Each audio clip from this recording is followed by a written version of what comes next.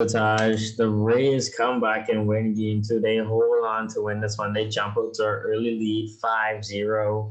And the Dodgers did not lay around. They had a couple of bombs. They had like three bombs tonight and they got their way back in this game. But the Rays hold them off. What do you make of this win by the Rays?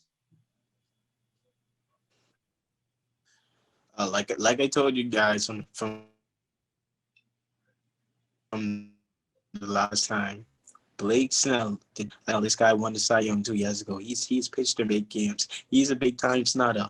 You see he went into the fifth inning basically with a no hitter until it got broken up in the fifth inning and they pulled him. I thought Kevin Cash could have kept him in a little bit longer, but I guess he wanted to take him out. He wanted to let the bullpen work. I don't know why would you do that in that game because the bullpen just worked last game, but he obviously thought he knew what he was doing. But I mean, the Rays came out to play today. You see Brandon Lowe, he came out and dropped two bombs. I'm extremely happy for him because he's really been the most consistent player on this team. He's a guy that was an all-star last year, but he's not been having the postseason that he would like. He got two home runs this game. Was really happy for him. He got them rolling.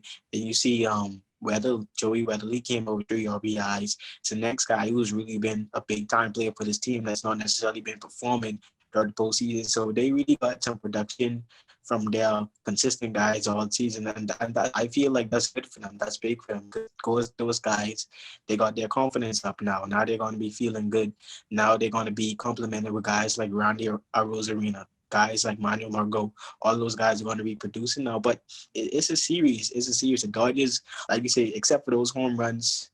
I think it was Will Smith he hit one, Corey Seager hit one, Chris hit one. They was really inept offensively. Like they couldn't get nothing going offensively at all. Basically, they just got hit a couple of home runs, and that was about it. They barely even had any base runners in this game. So, um, their bullpen they used the bullpen really too much. They really too much. You let Dustin May go. There, Dustin May started this game. He gave up one run in one inning. Then you pull him. Like I don't understand why do you pull it like after the first inning?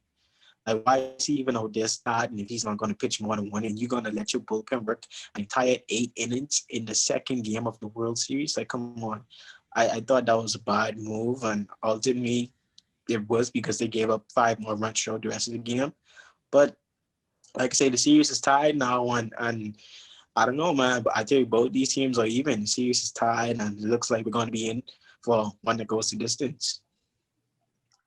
Yeah, this is definitely this is the flip side of what we saw inside of game one. Not as bad, but the Rays they jumped out early, and I don't think if they don't jump out to that big lead early, they don't win this ball game, and I don't think that's gonna happen again in the series. So I still have confidence inside the Dodgers to win this. They like you said, they didn't have that much base runners. They just had a bunch of long balls today, but they did like string together a few at bats where they got a lot of hits. They got guys in the situations they want them to be in, but a line drive here, a quick out, and then just the Rays got some breaks, and I think I can't remember which inning it was, but they were down 2 runs and the dude, I can't remember who was up to bat, but um, they they got timely outs when they needed them, and like they got all the breaks they needed this game on the Rays side. And I don't think that happens again going forward. Um, in terms of that pitching, Snell he pitched great. He had a no hitter going straight into the fifth. 9 Ks through 5 innings, and they took him off. I think I agree with this decision to take him off because he was in a jam. You could see they were starting to come around to him because he already what this was they would have been the guys like second or third time seeing him.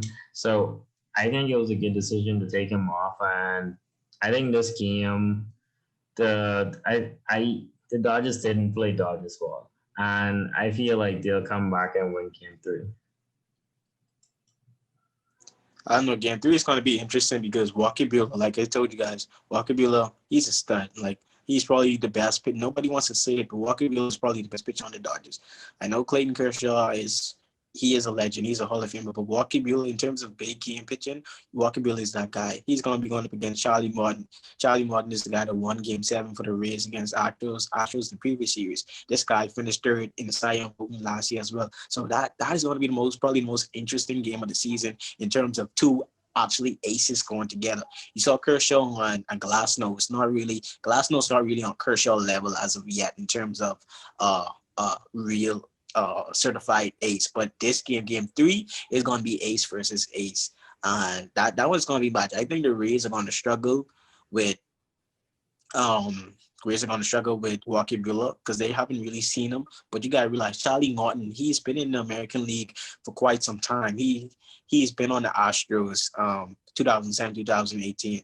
He's been on the Rays last year. And you gotta understand, Mookie Betts played in the same division last year.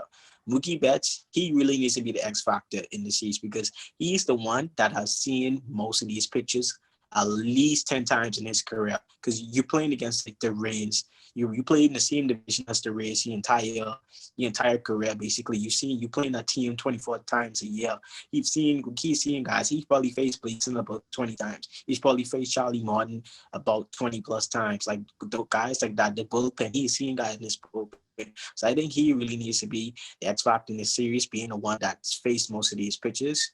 And you saw it happen in game 1 when he got some hits. I think that same thing is going to happen in game 3 because, like I said, he's seeing Charlie Martin. He knows what kind of stuff he has. But in terms of the Rays, they ain't seeing Walker Buehler. Like they ain't see this guy. This guy throwing 90 miles per hour. This guy throwing a heavy curve ball. Like he's going to be different. And I think I'll take the Dodgers to take game 2. I think it'd probably be a close one. I think they'll score first, and then just use their bullpen to ride it out. Walker Buehler probably give them about 6 innings or so, and they use their bullpen to ride it out.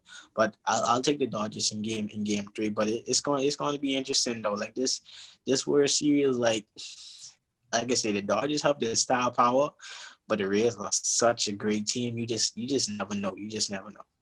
Yeah, I agree. I don't think we see any more lopsided games going forward. Even though this one wasn't lopsided, you could say it was lopsided. It felt that way. It felt that way.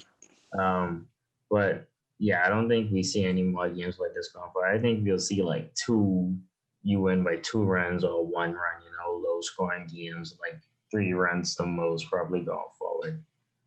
What is interesting for me, Dave Roberts, he decided to go with Tony Gosselin today. He only let him pitch, I think it was 1 inning.